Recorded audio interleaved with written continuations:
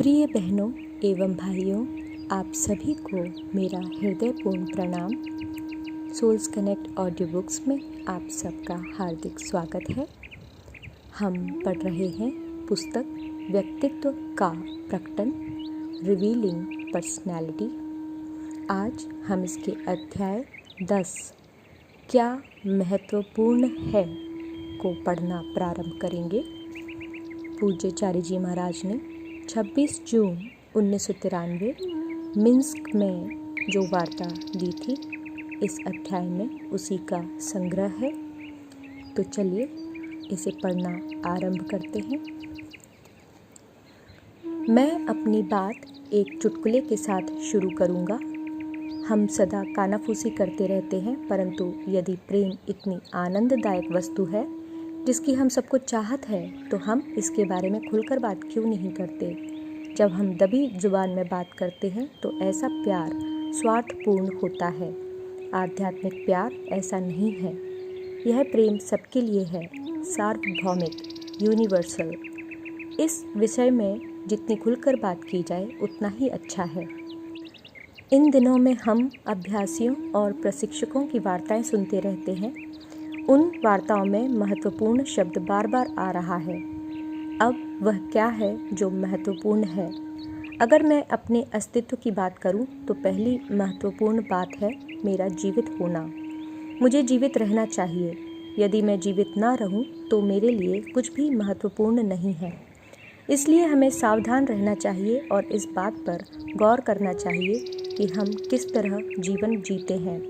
अस्तित्व के इस मूलभूत दृष्टिकोण के माध्यम से ही हम अच्छे बुरे, नैतिक अनैतिक, गुण अवगुण के बारे में विचार करते हैं।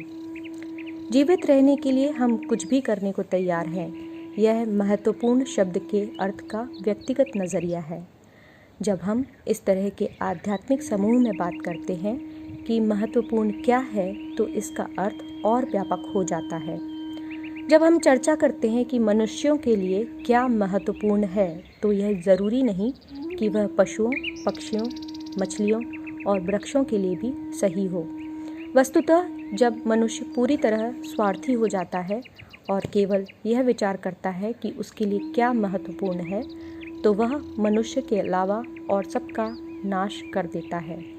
मेरी राय में तो जब हम व्यक्तिगत की बजाय सामूहिक रूप में मानव महत्व की बात करते हैं, तब भी हम स्वार्थी ही बने रहते हैं। जब विद्वान लोग इस बारे में बात करते हैं कि महत्वपूर्ण क्या है, तो हम कह सकते हैं कि वह ब्रह्मांडीय संदर्भ में बात कर रहे हैं, क्योंकि वे जानते हैं कि मानव जीवन का अस्तित्व पशु, पक्षियों, मछलियों, वनस्पति आदि के बिना नहीं है। इसलिए जब कोई विद्वान कहता है, मैं उन बुद्धिमानों की बात कर रहा हूँ जो अस्तित्व के बारे में एक समग्र दृष्टिकोण रखते हैं, जिन्हें समस्त प्राणी जगत के अंतः संबंधों का ज्ञान है। वे जानते हैं हमें वर्षा, बर्फ, धूप सबकी ज़रूरत है। हमें मछली की उतनी ही ज़रूरत है जितनी उसे हमारी। जब वे महत्वपूर्ण की चर्चा करते हैं, हमें उनको सुनना चाहिए। और जब कोई आध्यात्मिक व्यक्ति महत्वपूर्ण के विषय में चर्चा करता है, तो यह एक ब्रह्मांडीय बिंदु तक सीमित न रहकर सार्वजनिक कल्याण की बात हो जाती है।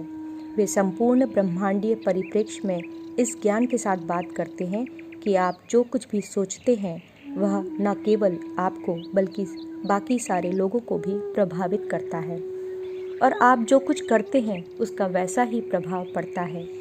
इसलिए प्रत्येक विचार और कार्य हमें बहुत सावधानीपूर्वक सोच समझकर करना चाहिए, क्योंकि यदि मैं अपनी छोटी उंगली भी हिलाता हूँ तो उससे संपूर्ण ब्रह्मांड में कुछ न कुछ प्रभाव पड़ता है। इसलिए पूरब के विद्वानों ने विशेषकर भारत के एक ऐसी अकर्म प्रणाली खोज निकाली है जिसमें हम कोई कर्म नहीं करते, और इस प्रकार ब्रह्मांडीय घटनाएं लेश मात्र भी हमें प्रभावित नहीं कर पाती। साथ ही उन्होंने ऐसी प्रणाली विकसित कर ली है कि कोई कर्म किए बिना ही उनके अंदर ऐसी क्षमता विकसित हो जाती है कि अगर वे चाहें तो इच्छा मात्र से ब्रह्मांड को बदल डालें। यहाँ ध्यान देने की बात यह है कि वे ब्रह्मांड को प्रभावित नहीं करते बल्कि इसे बदल डालते हैं। ये प्रभाव पूर्व अनुमानित नहीं होते और अक्सर जानबूझकर नहीं किए जाते, लेकिन जब हमारे मालिक जैसा कोई व्यक्ति परिवर्तन की इच्छा करता है तो यह आकस्मिक घटना नहीं होती, बल्कि यह सोच विचार कर किया जाता है। यह सुनिश्चित होता है, यह किसी प्रयोगशाला में किए गए प्रयोग से कहीं अधिक नियंत्रित होता है। हमें आज एक नियंत्रित, सुनियमित और प्रबल संकल्प शक्ति के अस्तित्व की ज़रूरत है, न कि बेतरतीब अस्तित्व की जैसा आज है। यहाँ उपस्थित लोगों में से किसी की बड़ी नियमित जीवन शैली हो, ऐसा प्रतीत नहीं होता। ऊपरी तौर से यह नियमित भले ही प्रतीत हो, ठीक वैसे ही जैसे हवा के झोंके से कोई पत्ता हवा की दिशा में उड़ता हुआ प्रतीत होता है, मानो वह खुद ही उस दिशा में उड़ रहा हो। जो पत्तों के बारे में जानता है वह समझता है कि ऐसा नहीं होता। इसी प्रकार जो मानव अस्तित्व के बारे में समझता है वह जानता है कि एक भी मनुष्य नियमित नहीं है और समझता है कि आप में से कोई भी अपने जीवन को एक निश्चित दिशा में ले जाने के लिए इच्छुक नहीं है। जब हमारी इच्छाओं के विपरीत घटनाएं होने लगें तो एक तर्कशील व्यक्ति होने के नाते हमें क्या करना चाहिए? तर्क में कोई दुविधा नहीं होनी चाहिए, अन्यथा वह तर्क नहीं रह जाता।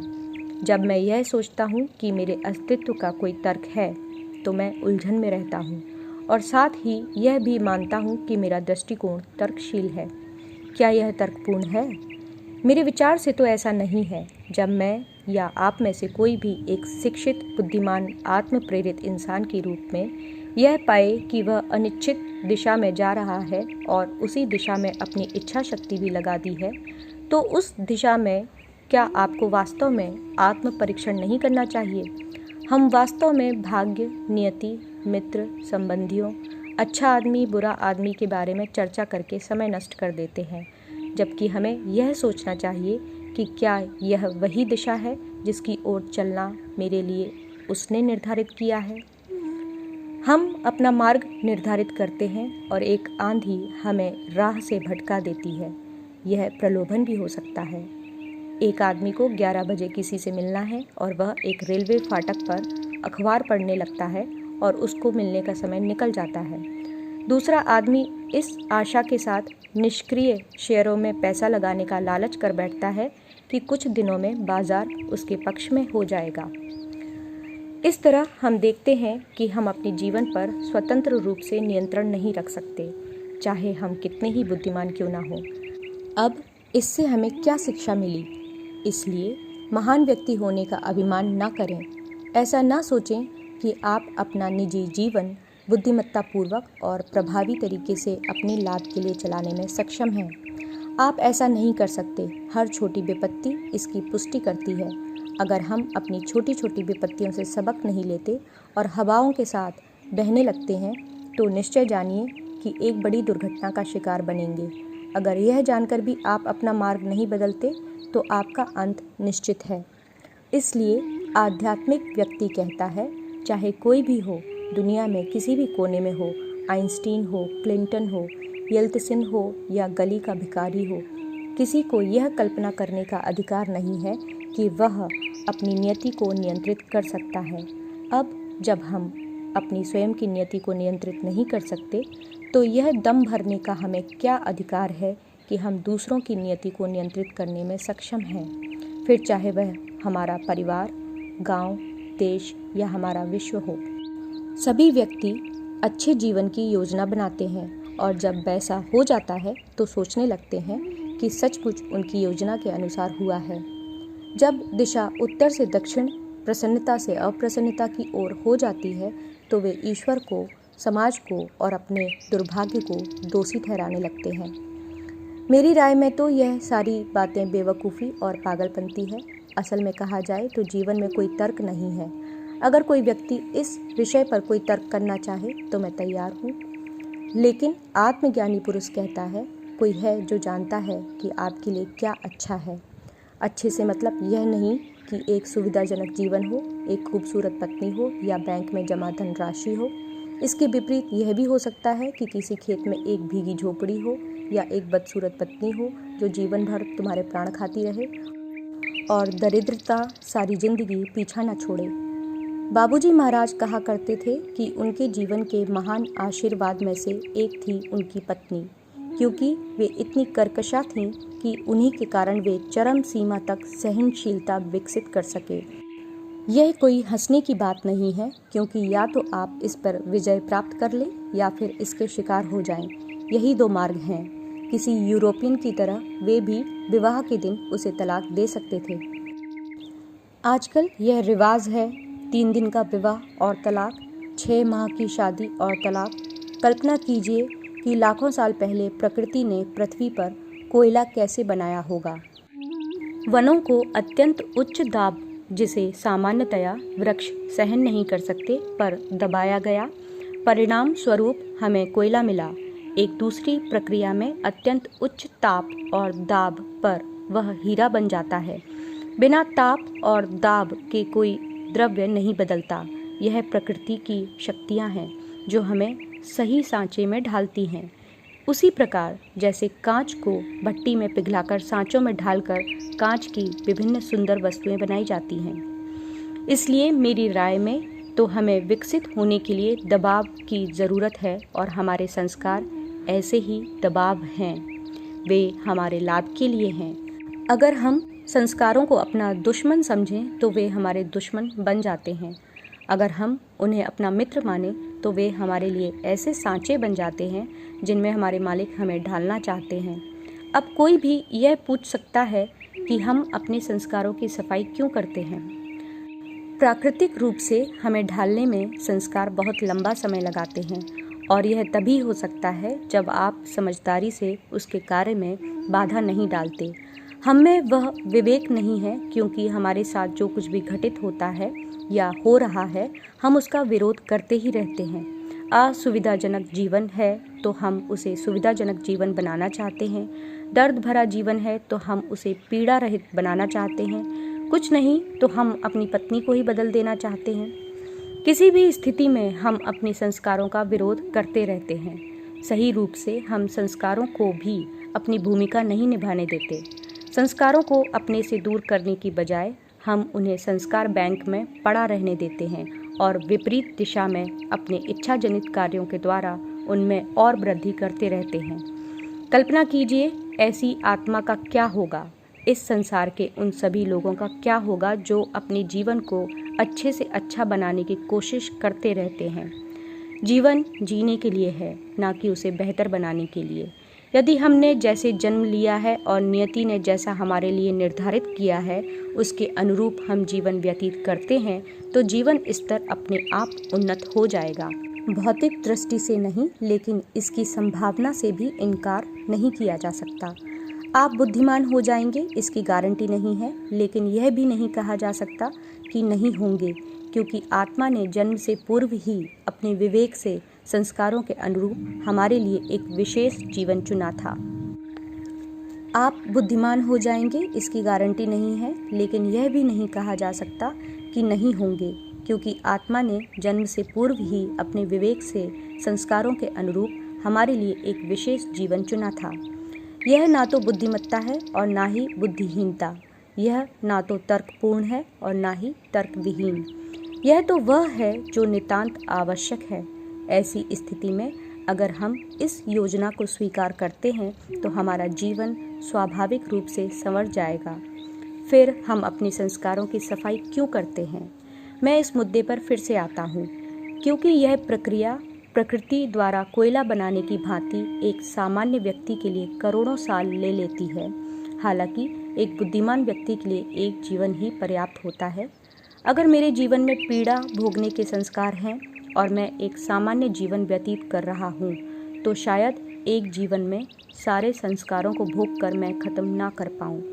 लेकिन अगर मैं दुखों को बार बार आमंत्रित करूँ तो मेरे संस्कारों का कोष तेजी से खाली हो सकता है और मैं एक ही जीवन में आध्यात्मिक विकास का लक्ष्य पूरा करने में सफलता प्राप्त कर सकता हूँ। यह बात कहने वाला कोई बेवकूफ़ नहीं था कि इस संसार के संत पूरी मानवता के दुखों को स्वयं भोगने के लिए प्रार्थना करते हैं। ऐसी प्रार्थना से दो चीज़ें प्राप्त होती हैं, मनुष्यों का दुखों से छुटकारा और स्वयं के लिए मोक्ष। मेरे मालिक कहते थे, पर्याप्त सुख सुविधा, पर्याप्त भोजन, पर्याप्त ऐसी कुछ चीज़ें जिससे संस्कारों को हटाते जाने के उपक्रम के साथ जीवन चलता रहे, सब कुछ उचित मात्रा में, जितना जीवन के लिए ज़रूरी हो बस उतना ही। इस प्रकार देखें तो आप महसूस करेंगे कि सहज मार्ग जीवन में सुख सुविधा और आनंद से आपको वंचित नहीं करता। एक प्रश्न जरूर उठता है, क्या खुद के आध्यात्मिक जीवन की उन्नति के लिए प्रयास करना हमारी स्वार्थपरता नहीं है? यह कैसे हो सकता है जब ऐसा व्यक्ति समस्त पापियों के दुखों को अपनी ओर आमंत्रित कर रहा है और उसमें इसकी क्षमता भी है, तो इसमें स्वार्थपरता कहाँ है? अगर आप में यह क्षमता नहीं भी है और प्रेम पूर्वक प्रार्थना करें, तो क्या ऐसी प्रार्थना करना आपके निस्वार्थी होने का परिचायक नहीं है? ऐसा व्यक्ति जो आपका कष्ट खुद भोगकर भी आपका कल्याण चाहता है, उसे आप स्वार्थी कैसे कह सकते हैं? इसलिए यह कहना बेवकूफ़ी है कि आध्यात्मिक व्यक्ति स्वार्थी होते हैं। हमारे परिवार वालों को भी यह बात समझनी चाहिए कि केवल मेरे मानवीय कर्तव्य मेरे परिवार के लिए कुछ नहीं कर सकते, क्योंकि एक तरह से वे भी अपने संस्कारों के अनुसार जीवन व्यतीत करने के लिए बाध्य हैं। कोई इस विषय में उनकी मदद नहीं कर सकता, ध्यान देकर भी मैं उनकी कोई मदद नहीं कर सकता। सोचिए, अगर मैं आपके जीवन में कोई परिवर्तन नहीं ला सका, तो मेरा आपको प्यार करने का क्या फ़ायदा? इसलिए आध्यात्मिक विवेक कहता है, जीवन का मूल्यांकन शुरू में नहीं बल्कि अंत में करो। कोई भी उड़ान भरने के समय सफल नहीं होती, अपने गंतव्य पर पहुंचने के बाद ही सफल होती है। इसलिए हमें अपने जीवन का मूल्यांकन भी अंत में ही करना चाहिए। हमने कैसा जीवन जिया, हमारी क्या उपलब्धियां रहीं और हम किस प्रकार विकसित हुए। परंतु बच्चों की तरह हम हर पल अपने जीवन का मूल्यांकन करते रहते हैं। अभ्यासी मालिक के पास आकर पूछता है, आज सवेरे मैं बहुत खुश था, अब मैं दुखी हूँ, क्यों? दूसरा प्रश्न, कल ध्यान के समय मुझे बड़ा अच्छा अनुभव हुआ, आज बड़ा भयानक था, क्या मुझे ध्यान बंद कर देना चाहिए? इसलिए सेकंड दर सेकंड अपने जीवन की उन्नति का मूल्यांकन करना बंद कर दीजिए। डायरी लिखने का एक उद्देश्य यह भी है कि जो कुछ आप अनुभव करते हैं उसे लिख दें और भूल जाएं। दुर्भाग्य से आप उसे लिखते नहीं, परंतु हर समय याद रखते हैं। अगर हम लिखकर भूल जाएं तो भी रिकॉर्ड रहता है, जिससे मैं 2 साल बाद भी तुलना कर सकता हूँ। हमें उस आदमी की तरह होना चाहिए जो पहाड़ पर चढ़ते समय केवल सामने की ओर देखता है। जब वह चोटी पर पहुंचकर नीचे की ओर देखता है, तब उसे पता चलता है कि वह कितने भयानक, खतरनाक पूर्णों, घाटियों, दरारों और खड़ी चट्टानों से गुजर कर आया है।